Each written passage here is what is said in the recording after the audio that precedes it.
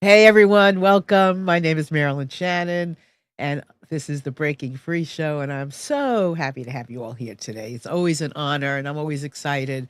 It's interesting because I can't see you, but you can see me. But let me tell you, I feel you. So even though we're not making eye contact, I feel like our hearts are connected always. So I want to thank you for spending your time with us. And before we get started with our show, I want to say hi to Amnon, who's busy over there. Hi, Marilyn. How are you? I'm good. How are you? I'm just fine, thank you. Good. It's nice to see you. I missed you last week. Yeah, I know. I've It's all been right. doing a little traveling, but I'm here now. So I'm excited. All right. So just remember, anytime during the show, you are more than welcome to call in, comment, ask a question, anything you want. Just 919-518-9773.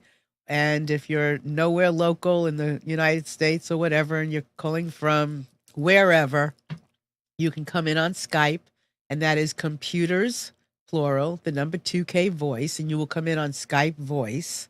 And you can also join us in our chat. So just put your name near our video, and you can enter in there and you can communicate, ask questions, and so forth. And we're monitoring it. So we will definitely want to engage. So please feel free to join us because it's going to be an exciting show as always. And here we go. So I'm really excited to welcome my guest today, Aymann Ismail, right? Did I pronounce that correctly? Oh, did I pronounce that correctly? You did. I Good, promise you did. good, There's no wrong way to pronounce it. good. You know what? I like that. That Yes. is a really good way to think about things, isn't it? I mean, I was raised in the USA, mostly around people who couldn't pronounce it. So if I were to ever hold anybody accountable for how they were pronouncing things, whether it sounded like my mom or not, I would never get anywhere in life ever. It's interesting you would say that because my former married name was Rose. And Ooh. so often I would say Marilyn Rose, and people would say Rhodes. And I say, no, Rose, like the flower. So no Oh matter my. what, doesn't matter. So what's more important than our name is who we are, right? Mhm. Oh, And absolutely. and who we are in the world. Absolutely. So tell everybody who you are. I am a Muslim American who was raised in Jersey City, New Jersey, to two immigrant parents who came from different parts of Egypt. And I'm the youngest of four. I really enjoy playing basketball and watching soccer. And I grew up, so close to the Twin Towers that when they came down, I could smell the smoke. And my dad was working in the area, and that became a very traumatizing event for me and my entire community. But it became doubly so more traumatizing after the blame sort of came from across the river and shifted onto our entire community. And once we were being faced with accountability for actions that weren't our own, uh, we had this whole generation of Muslims growing up in New Jersey who became more disconnected with that community and were thrust into another section of their lives where they feel like they need to make up for the fact that their identities are a little bit more complicated than others. So I've taken it upon myself to try and bridge that gap and be a communicator and introduce myself to the world and show people what Muslims in America tend to usually look like. So tell us, first of all, how are you doing that and what are you saying? So I got into journalism. I really got obsessed with media because my identity was constantly in the media. So every time I turned on the news, I would see people who looked like me and had names like me, but not a lot of journalists who had names and looked like me. Aymann Ismail was really the first one. And after that, I was working in uh, journalism to a different capacity. I was a photographer. But that's where I got introduced into writing at a place called Animal in New York City. And from there, I felt like I had a responsibility to share the story of my story and different people's stories that aren't necessarily Muslim, but really tend to complicate stereotypes. So, because of who I am and my predicament in this country, I feel like I have a responsibility to be outwardly facing and be an ambassador, a cultural ambassador so that people don't have the excuse of not knowing or never meeting a Muslim in their lives to really not understand this. So, I have a lot of questions, and I Yeah. know, one of my questions is, so how's it going? But before I ask you that question, so you have like a lot of jobs in doing this because you're an ambassador, you know, showing what Muslim is, but you're talking to non-Muslims, but in some cases you are also talking to people who were Muslim who decided not to be Muslim because they're scared to be Muslim. Totally. So you're showing everybody what freedom can look like. It's more so about showing that the Muslim identity is not a monolith, right? Uh, it's impossible to say here's what this entire community of over 1 billion people look and think. That's just impossible. And even between me and my friends or me and my family, we're going to have different ideas on the best way to interpret and practice our shared religion. So it's sort of an insurmountable task to introduce people to Islam without introducing them to all billion of us. So what I'm trying to do is really focus on my personal story, but it doesn't end there. It's also about sharing the stories of other Muslims, whether they've decided to leave the faith entirely or not, or other Muslims who feel like they're a little bit more, the attitude towards them are a little bit more hostile, or I think even like my sister, and just talking about the story that exists in my family, I allowed her to talk about how she feels towards our hijab that she's been wearing ever since she was a child, and compare that to how my mother feels about it when we started wearing it when she immigrated here to the United States. So it's really trying to dismantle the stereotypes that all Muslims believe in one thing, and it's written down in a book, and anybody who disagrees with that is not a Muslim, which I think is way too common of a trope.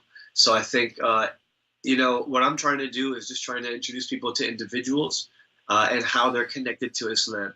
And they don't need to be Muslim to be connected to Islam.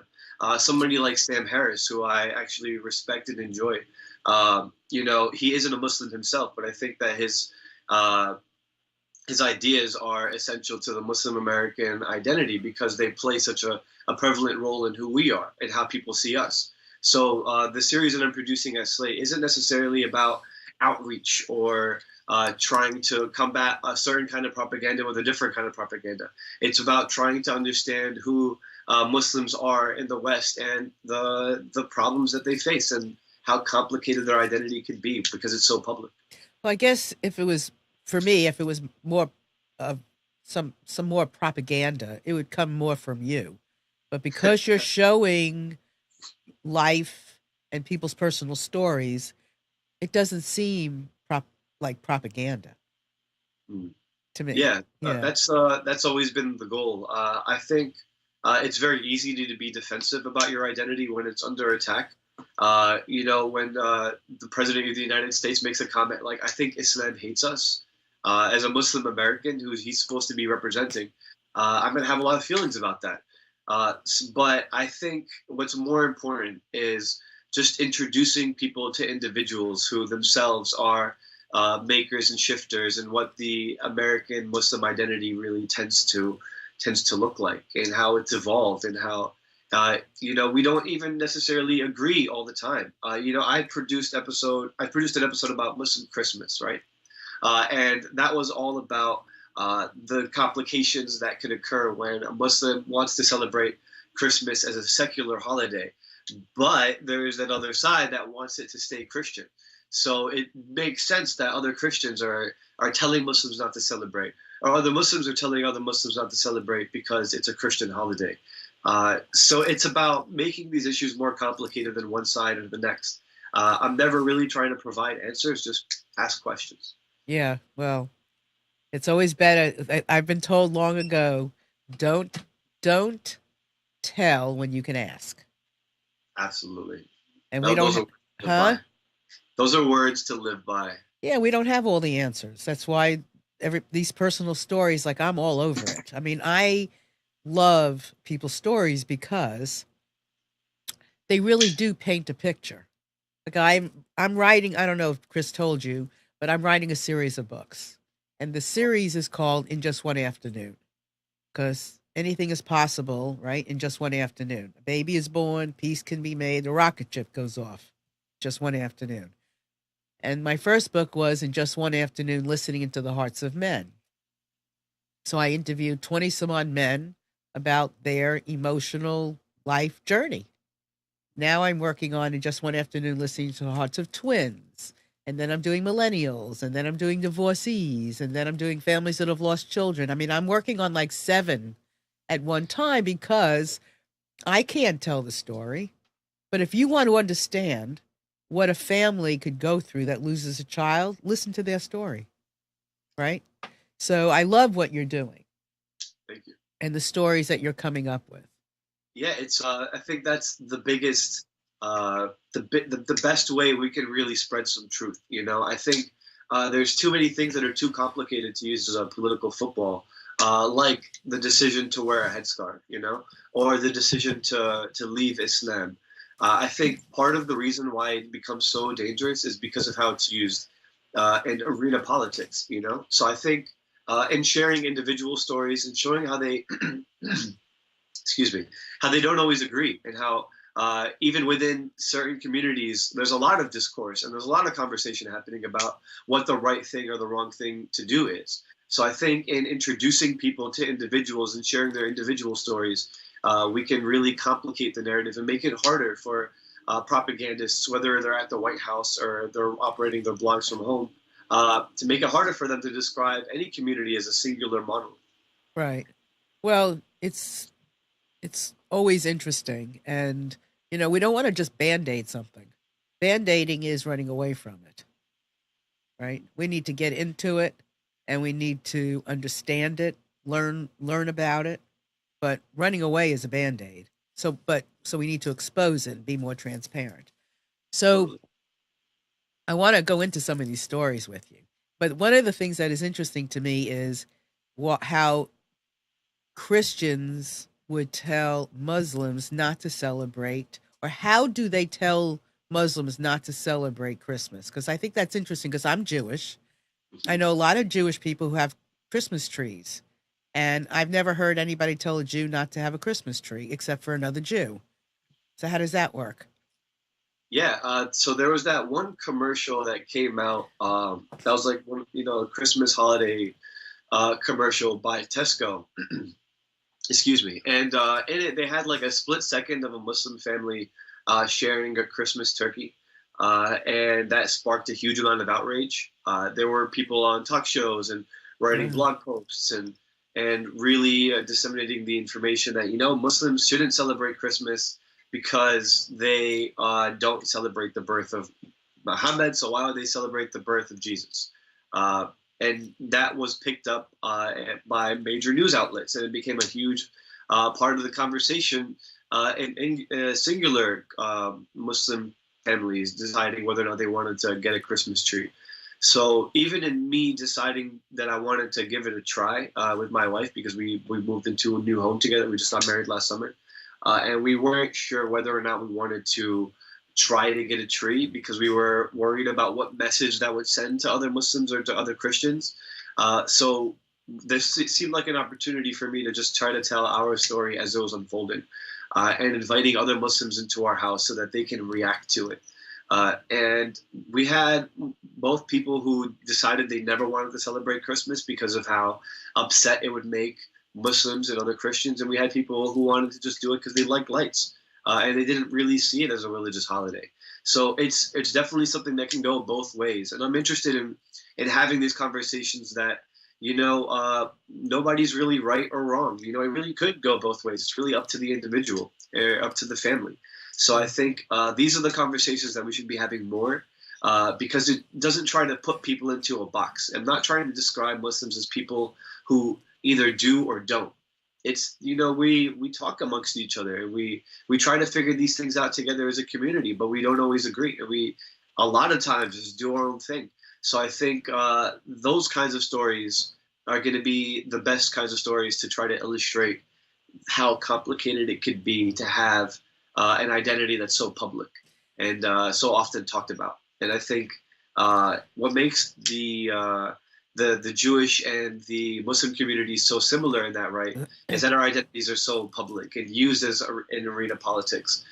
So I'm sure you can relate as far as wanting to make a decision, but being a little hesitant because what that might say about your community. Well, when my children who are now 30 something and 30 something were growing up, and I would have them out, whatever, like normal in a stroller, somebody would inevitably come over to my daughters around Christmas, in the stores, and somebody would say, "What are you going to get for Christmas?"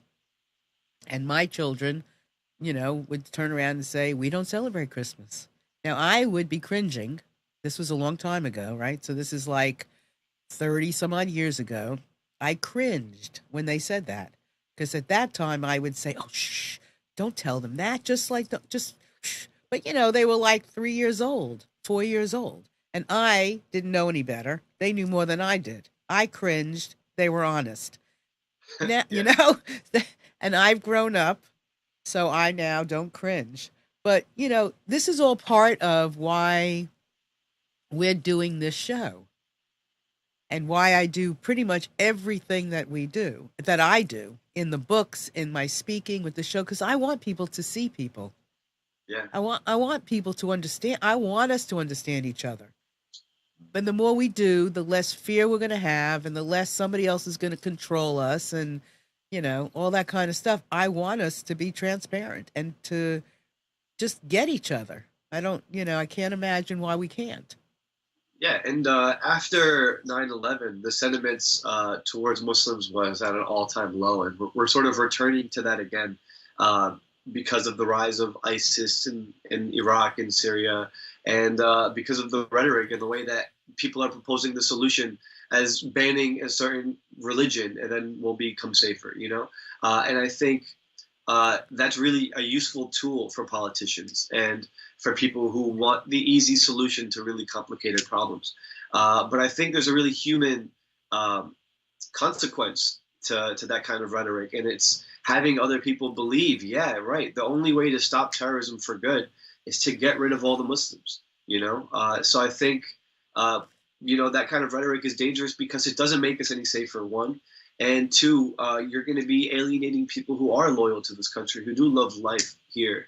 So I think, in its own way, it can also contribute to the rising anti-American sentiments because what you're doing is you're dividing people. Right. And even though it's useful, it could be really, really, really bad. So in a sense, I see by sharing stories of Muslims and being someone who is comfortable with talking to other people about their identity in such a open and candid way, I'm working to save my country. I see it have that kind of effect too. So the last thing I want to be is a propagandist who will just knee-jerk react to any of the worst news by saying, no, well, this also exists. What I'm really interested in is dismantling these stereotypes, where they come from, and trying to understand them.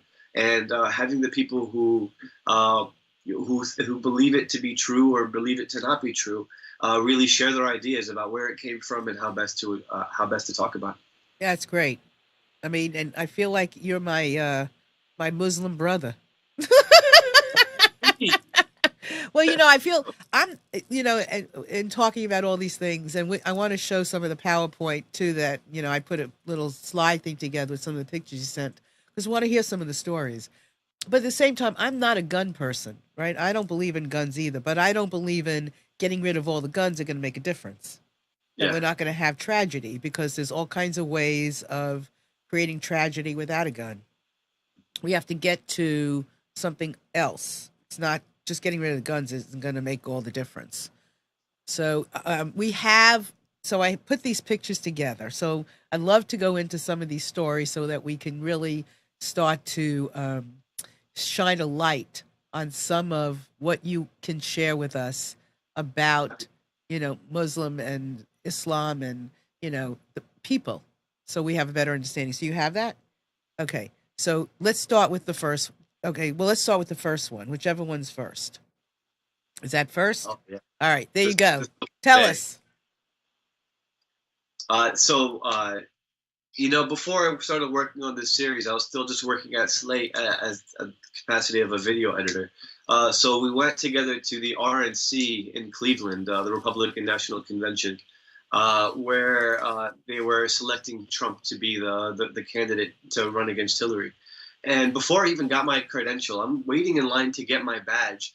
And this guy, I wish I got his name, approached me from behind and said, "Hey, are you a Muslim? You look like a Muslim." And I turned to him and I said, "Yeah," but the people that I were with were shocked, so they pulled up their phone and they took pictures. But you know, being a Muslim in America, you have to be ready to engage these kinds of people because they're everywhere.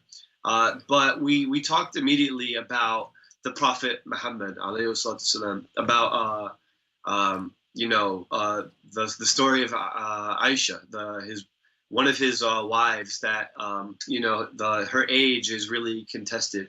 Some people say she was young as 6 when she was married. Some people say 9. Some people say 12.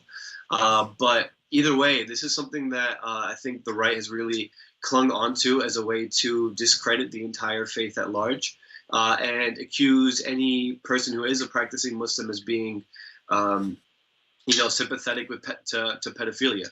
So we were talking about that and talking about how a lot of Muslims don't believe that she was that young, and the only record that we have of it is according to he said, she said, according to this, according to that. And even despite all that, Aisha, during that time, people were marrying their wives to form alliances and to form bonds. And Aisha was the daughter of the Prophet's closest ally. So the father was excited to join his family in a sense. So I can go into like the history of it, but really, he was dressed as Thomas Jefferson. So I asked him how he felt about Thomas Jefferson, whether or not he was a good man or we should discredit him entirely for what he did to the people that he owned during slave time on the Monticello where he lived, and how he fathered countless you know, children with his the people that he owned.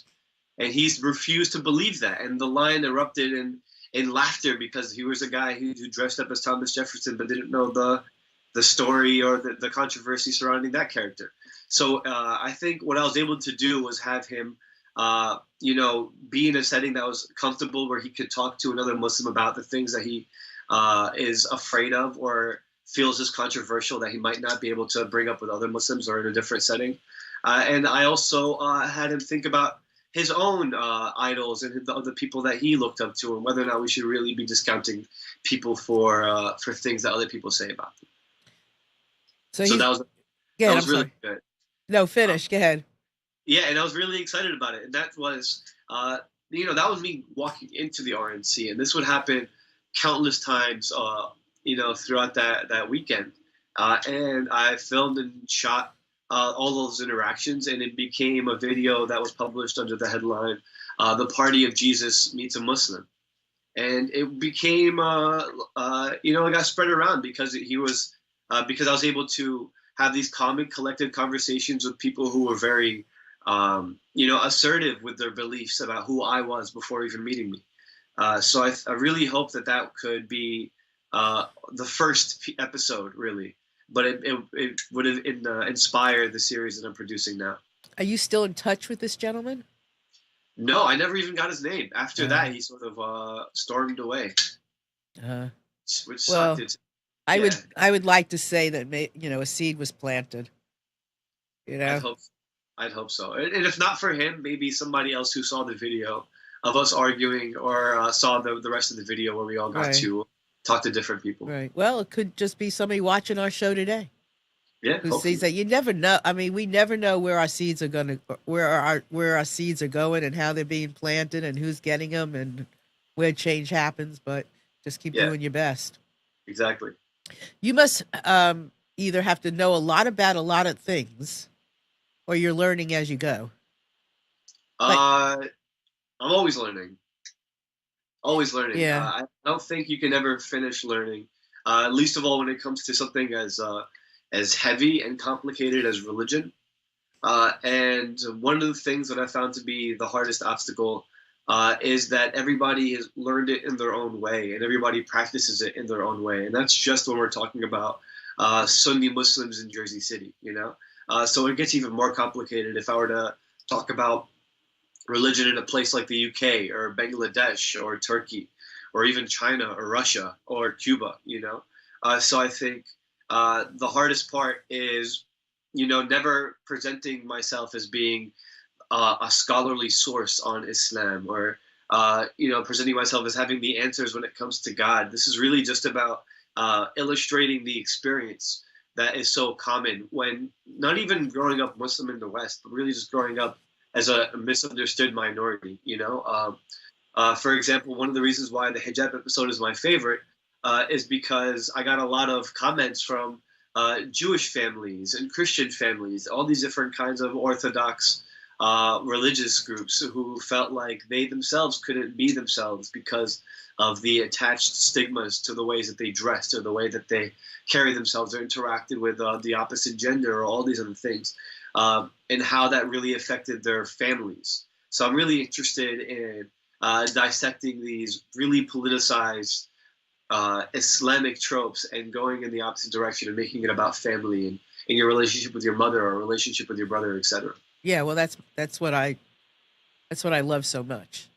Yeah, I mean, yeah, that's, you know, because we are connected, and really, when you listen into the heart of someone, and you can relay that what you hear, or they can share, you can help people get to a place where they can share, truly share their heart and soul, their core. It's magic. yeah. Because they're not like Jewish stories or twins about twins or stories about twins. Excuse me. These are just human stories, you That's know, all and they are. we all have in common. That's where we meet.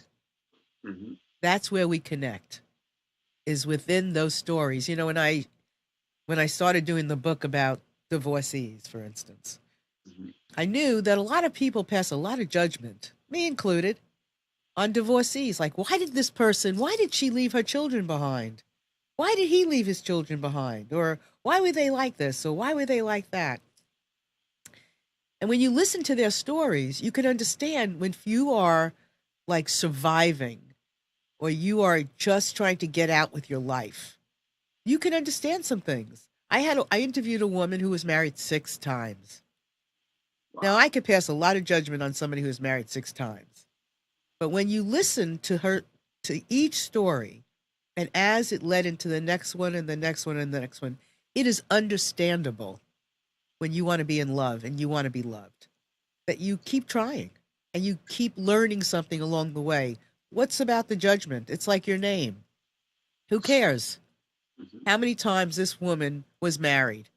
As long as she's doing her best to be the best person she can be, and this is how she's going to learn it.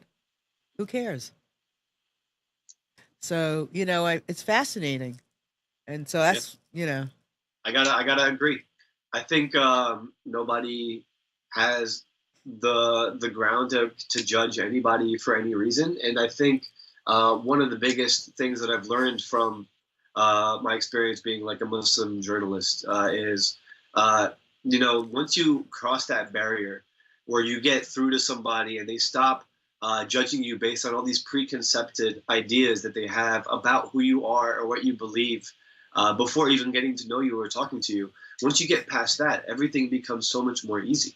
You know, a lot of people don't like Muslims because of you know, our hypothetical mistreatment of women. It's like, yes, of course, that is a huge problem in certain areas, and people do use religion for that. But me as a Muslim person, I consider myself to be a feminist. You know, so is it fair to then go to somebody like me or a different Muslim who's also a feminist or anybody else who sees these things as more complicated than just a religious text, you know, and assign those beliefs to that person? I think that's totally unfair. And I think the best way to get through that is to openly share your ideas about anything other than religion at first. And then we can actually share that human connection and really get to the root of, okay, what do I believe? What do you believe? Where do we have common ground and where do we disagree? On a more serious platform than actually just saying, well, you're belong to this group and this group is guilty of this. I think it's interesting you just said something, and I don't know if this is true or not, but I'm going to just put it out there. It's interesting, I think, that any religion that is far, far, far extremeness, you know, whether it's Orthodox Jews or strict, Christians or whatever, once a person or if a person has a strong feminist side, it changes the dynamics of that religion. Mhm. I Because, agree. I think what you just said is very interesting to me, and I don't think I've ever thought about it that way before. But Christianity, the same way. Once you add in more of that feminist, I mean, I've seen plenty of, abuse and verbal abuse and otherwise in all religions. Well, I mean, I grew up thinking that the reason men and women sat separately in a synagogue was because I was told that because women talk too much. What? Yeah, that's what I was brought No up to way. believe, that we talk too much and the men were the one praying. Well, then I come to find out through a rabbi that wasn't the case. The case was the women are closest to the soul and naturally or know how to pray, and that's why we're separated, and because we're a distraction because of our beauty, not because we talk too much. Yeah, that's exactly the same thing that you're going to hear if you go into a mosque and ask why the men and women are separated. Um, so I had a problem with that in the mosque that I was going to when I was growing up because my sister would so often complain about how there are usually babies in the back and she couldn't focus on her prayer. And sometimes the speakers weren't loud enough, so she couldn't hear what the prayer leader was saying. So I've been going to different. I've been praying in different spaces, and I really found a home at NYU. I don't know how familiar you are with New York, but it's right in the middle of Washington Square Park. And they all go to classes together. They all know each other, so there isn't that strict divide. There is no curtain. There is no different room. Everybody prays in the same room. The settings in the back. My wife prayed with me last time. She really didn't have any. It wasn't as bad as it is elsewhere, but I think it's a really good first step. Uh-huh. And what I think is restoring the faith to to remove the oppressive patriarchy that exists in all communities. Yeah, it can be anywhere. Mm-hmm. So, yeah, it's interesting. Okay, so let's show another slide. So now, That's my who is this? that's my big sister. I love her to death. Your big Uh, sister. yeah, her name is Hiba. So she is awesome. She's one of my idols. I grew up with her. We went to the same schools and everything, but she was able to achieve so much that I haven't, and I admire that so much in her. She went to the same high school that I went to, which was a pretty bad high school in New Jersey, with metal detectors on every door and everything. And she got accepted into Harvard, where Mm. she went to go study psychology, where she fell in love with human rights activism and wanted to become a human rights lawyer. After finishing law school, she decided that she wanted to take a different route and become a medical doctor. And now she's just finished her med school. She's doing her residency. She is, to me, one of the most smart and intellectual and awesome people that I've ever met in my life, and I'm blessed to have her as my sister. Uh, but so she has to wear her hijab for fear of my mother, uh, you know, feeling very upset, and she's worried that my mom wouldn't. I don't know how to say this. Wouldn't treat her the same if she were to decide to take off her hijab tomorrow. So she's been going through this long transition where it used to cover everything except for just the face, and now it kind of like ties back. And the last time I saw her, she's wearing like a beanie. So she's like going through this transition, and it doesn't have anything to do with interpreting religious texts in the end. It just really has to do with her relationship to her mother. And she's been one of the people who encouraged me to do this series from the get. Uh, and herself spent some time being a journalist and writing at the Harvard Crimson, and she's been one of my biggest inspirations. So So let me really, ask you, can I ask, I have to interrupt you. Why did you pick her as one of your stories? uh, Two reasons. One, I wanted to keep it in the family to describe this as like a family issue.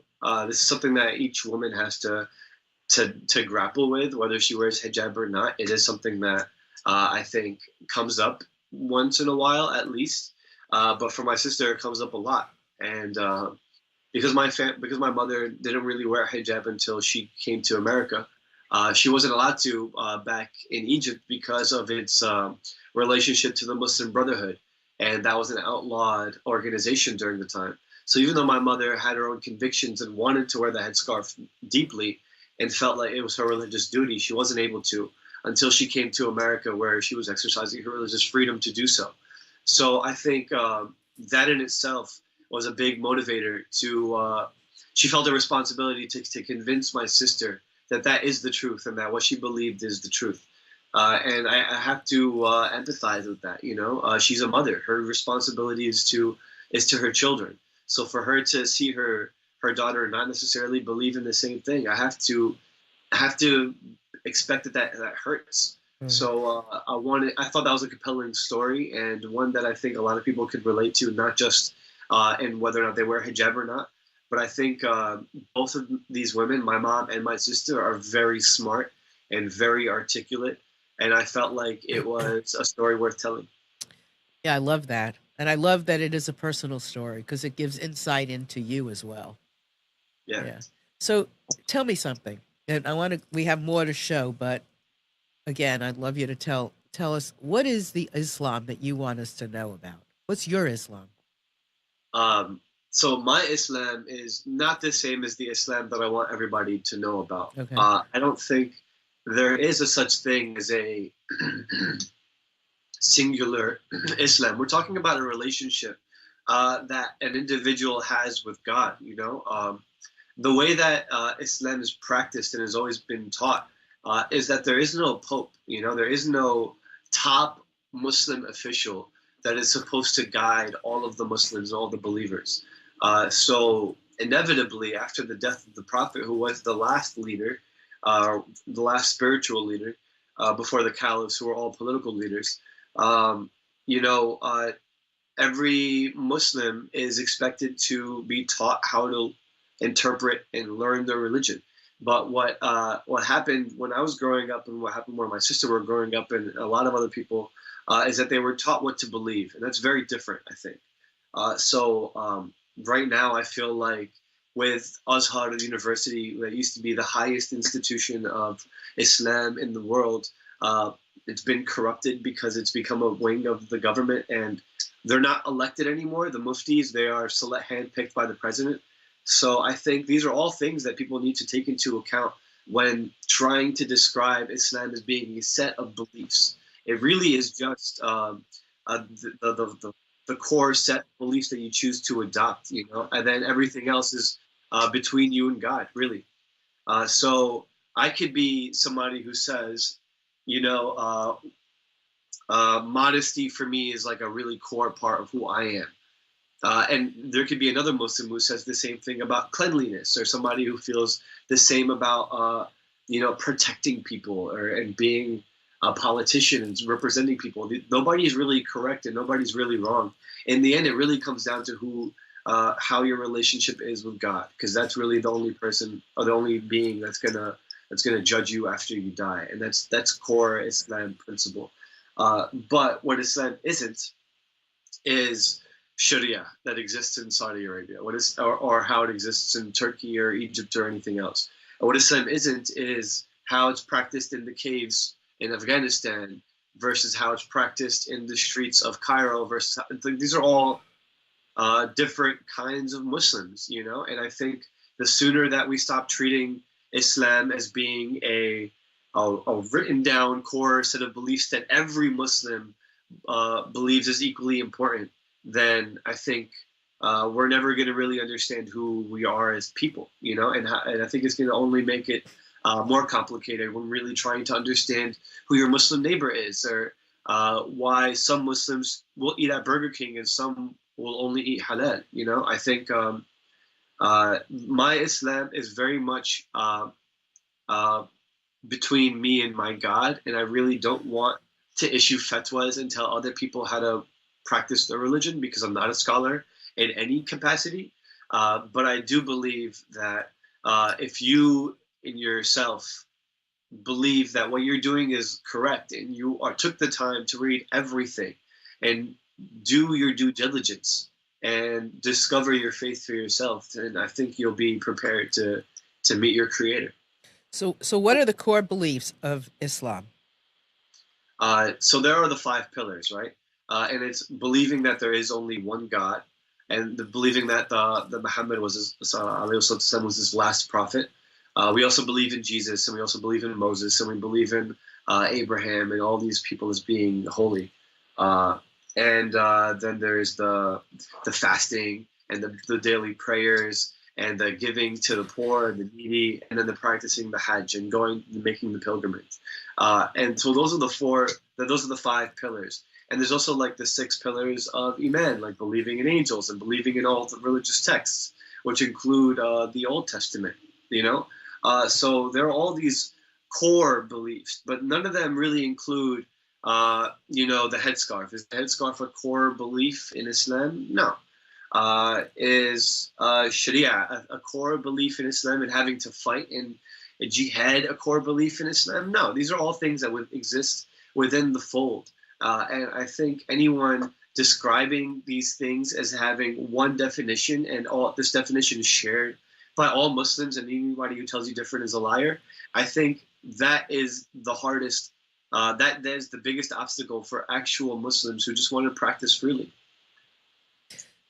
So one question I know might take a long. What would you do if you were in the White House? If I were in the White House, the first thing I would do is I would take care of the people who need the help the most, the poor. Honestly, that is influenced by my religion, but I grew up in Newark, New Jersey, where the homeless population is overwhelming. And I had a gentleman stick his hand into my car after I was watching Black Panther, and his hands were covered in frostbites, and I felt helpless and powerless, like I could give him a few bucks. But that isn't going to give him the welfare that he needs to get his life back on track. So I really believe in taking care of people, and that should be the highest responsibility to the government. And if there's a school shooting again and somebody delivers thoughts and prayers one more time, I'm just going to go nuts. Like, I don't think that this government or even the previous administration, the administration before that, were really effective in changing the day-to-day lives for people who need help the most. I think Obamacare had good intentions, and I think if we kept on working on it, we could make it better. But I don't think that Trump is doing a good job at least letting people know that help is on the way. His response to Puerto Rico was atrocious. So what would you do? As far as Muslim, as far as immigration, as far as all of that, how would you handle that? Knowing what you know, how would you handle that? I'm not a foreign policy expert, but I would expect that part of any strategy to bring peace to the Middle East is to, stop supplying them with weapons. That deal with Saudi Arabia to sell them 50, was it million or billion? I don't know. Do you know? I don't know. I think it was million. It was a lot. Yeah, a huge arsenal of weapons, so they can just go and turn around and use it in Yemen, is ridiculous. How could you, for a second, believe that you need to believe in democracy while supplying, a monarchy with a crazy amount of technology to kill other Muslims? But I think the first thing we need to do is we need to, I don't know, I think we just need to help the people who are secularist and believe in democracy and believe in power to the people, to give them the best chance at fighting for their rights. Yeah. And I think that includes supporting the free elected officials and disarming the people who are using weapons.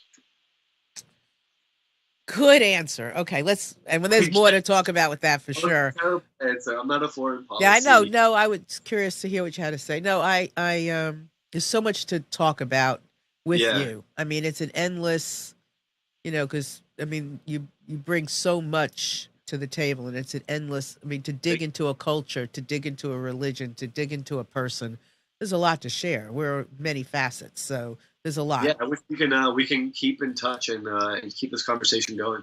Absolutely. So, um, next picture. This is Muslim Christmas. This is what Christmas looks like in a Muslim household. This was a lot of fun.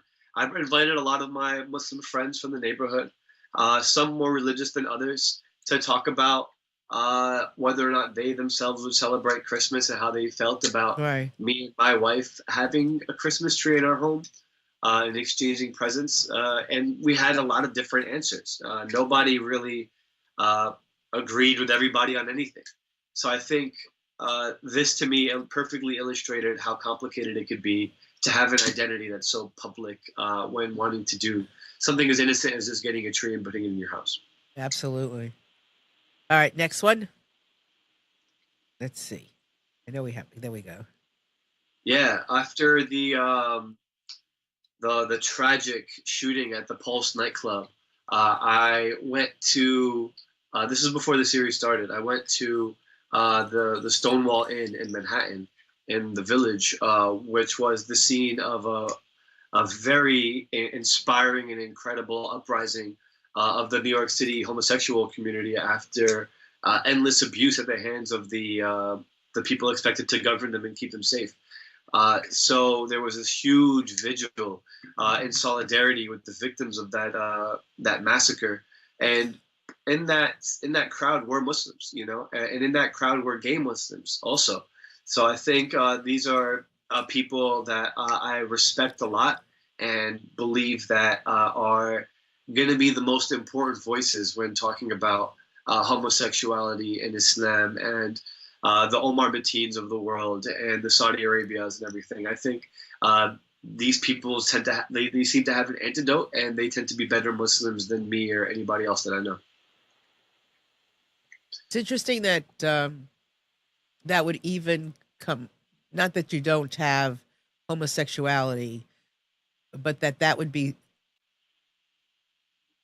um, some that wouldn't just be like, okay, part of it, but that would be one of the stories, I guess, in Mm-hmm. in dispelling negatives and showing, I guess, showing truths and just showing a people in general, I guess, right? Yeah. Episode 1 was about homosexuality in Islam. My cousin, he himself is a gay Muslim, and we talk about the Quran all the time. It's not necessarily like we don't always talk about him being gay. Like just because that's his identity and that's who he is on a certain level, that's not the only thing about him. Right. And I think the more that we try to understand, that these are just regular people and not everybody's identity needs to be a political football, the closer we get to understanding the ultimate truth. But yeah, it's homosexuality in Islam is a very, very complicated topic. There's evidence of homosexuality existing in the Middle East after the Islamization of the Middle East, and it exists in poetry. And there is it's not as clear as something like the Old Testament or the New Testament that'll say homosexuality is bad and kill gay people. That doesn't exist in the Quran. That's something that I think was influenced by Christianity as the hardliners against homosexuality in Islam. But I do believe that this is a very controversial identity, and it's talked about often, especially in the last election where Trump used the Omar Mateen massacre to tell gay people, look, Muslims are coming to kill you, and I'm the only one that's going to be able to protect you. I thought that was a really that was just so abusive of that community and that tragedy. And I think that these are voices that we need to hear more from. Right. Well, I think we need hear everybody's voice. Yeah, That I mean, absolutely. that's what you're doing. You're giving people a voice who may not have stepped up on their own. And, I feel the same way. I like shining a light and a voice, on people who may not even think their voice mattered, or that it is all part of the puzzle. It's all part of the collage. Yeah, I mean, you're giving me a voice right here, so that's pretty cool. Yeah, I mean, and I'm very grateful that you would, there's something about you and why you were chosen. You heard the call to do this because you have a warmth about you. You have Thanks. you're a good bridge. I appreciate that. That's the goal. Yeah, it's great. So let's go to one more picture before we. Oh yeah, go ahead. Oh, this is you. Yeah. Okay. Um, so I've always been a photographer. Photography is my passion. Before I started calling myself a Muslim journalist, I just said, "Hey, what's up? My name is Aymann. I'm a photographer." And one of my goals is to really capture these conversations and still. And I've been taking photos along this whole way. And I also, down the line, want to produce a book that will illustrate this journey going from regular kid who likes rock music and plays bass in a band, uh, transforming into a photojournalist and documentarian who wants to have a voice for his people, basically. So I think it's just a sign of things coming. But throughout producing this entire series, I've been taking pictures along the way, and that's my real passion. So tell everybody at this point where they will find you and why will they look and what is the series you keep talking about. So the name of the series is Who's Afraid of Aymann Ismail. It's on slate.com. Slate.com/Aymann, Aymann is the best way to find it. And I think it's a work in progress, and it's never going to end. And I'm never going to stop producing these videos, even when I'm done working at Slate. I think I've really found um, my calling, and I really believe in my mission to just share stories and not tell anybody that they're right or wrong, but just trying to understand one another. And I really believe in this mission wholeheartedly. So if you also believe in wanting to understand versus wanting to tell other people what they believe, then I think you're gonna find a home in what I've been producing. That's cool. Well, we'll have to talk further. Absolutely, And I'm maybe dying. some of these people can come on my show. That'd be sick. Yeah, you Yeah. have to talk to my wife actually. So she is the biggest influence on my entire religion. She's my spiritual mentor, my chef for all intents purposes.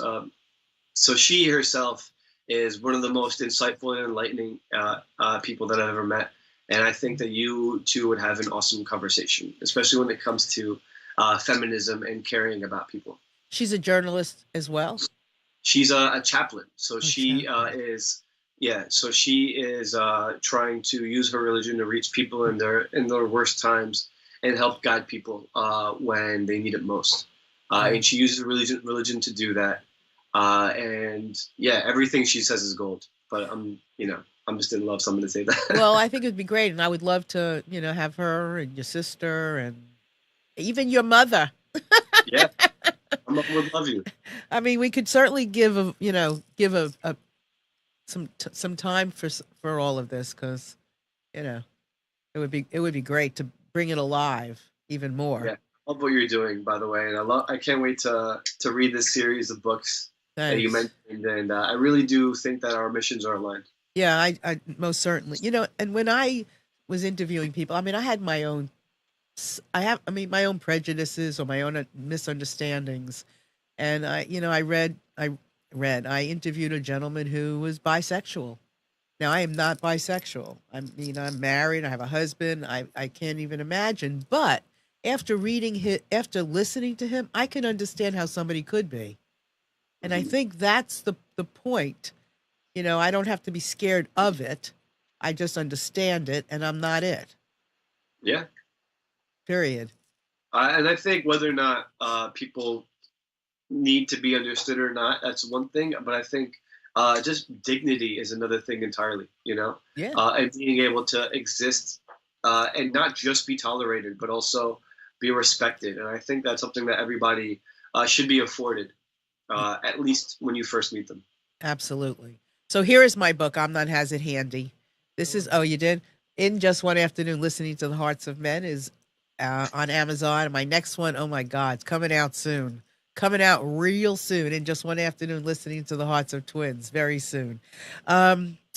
So we have one more picture. Let's do that one real. Okay, this one. Yeah. So where do you think this picture was taken? In a mosque? No, this is in my school in Jersey City, in New Jersey. Like I said, one of the main principles of Islam is to make this pilgrimage to go to Mecca and circle around the Kaaba in the same way that the Prophet did, and this is part of this tradition. So they wanted to teach us this, and that was me on the left, the little guy, learning how to be a Muslim, not through how to interpret my religion. I didn't really feel like I left that school feeling like I had the tools to learn Islam on my own further. But it laid down the basics, and it taught you what to do to be a good Muslim instead of how to learn to be close to God. So I think there's this whole generation of Muslims who are growing up in the West by immigrant parents who are totally different from one another, and I think that's something that gets lost when talking about these monolith groups. So the goal is to just describe my story as being only my story, and the stories of all the people that I interview as being only their stories. And if they might help you understand a greater concept or politic, great, wonderful. But I don't think anybody's individual story should be used to characterize an entire group. Right. No, it's a collage. It's definitely a collage. I mean, you can't take one of anything really to get a whole big picture. So it sucks when somebody like Bill Maher will use his platform to say something like, Islam is the worst religion. Like, I don't like all religions, but Islam is the worst one. My first question is, how do you categorize that many people into believing one certain thing, right, or a set thing? Absolutely. Well, I want to thank you so much for being here today. Thank you so much for inviting me. I hope I can come back. I hope you will. I mean, you have an invitation, and you got to bring your family. And I honestly love for you to, and maybe you should do a show. Well, you have a show, but you should really, share with us some more of your stories, and we'll put them on the show because I would love to talk with them. Cool. So I want to. I'll send you in advance. Okay, and Amnon said, "Don't go anywhere when we go off when we're not live anymore. Just stick around for a minute. He has probably something to say." I'd love to. But anyway, I want to thank everybody out there for being with us today. I often also share about eye contact, which is an email marketing solution that I'm using, eye contact, and I really have to say that it's really been helpful to me because they handhold me, and that's really important. So eye contact, and you can use Breaking Free as your code and get some extra discounts and go to town. So just let me know if I can be of any service at all. Always reach out to me at Marilyn@MarilynShannon.com. If you have an idea for a show, you want to speak up about something, please do so. And we do want to send our love, our prayers to what happened. I was in Florida at the time, and I was freaking out, actually. It was awful. I can't stand it. We need to understand a lot of things for this not to happen. So with that, my friends, I love you all very much. Thanks for being here. I'll see you next week. Bye.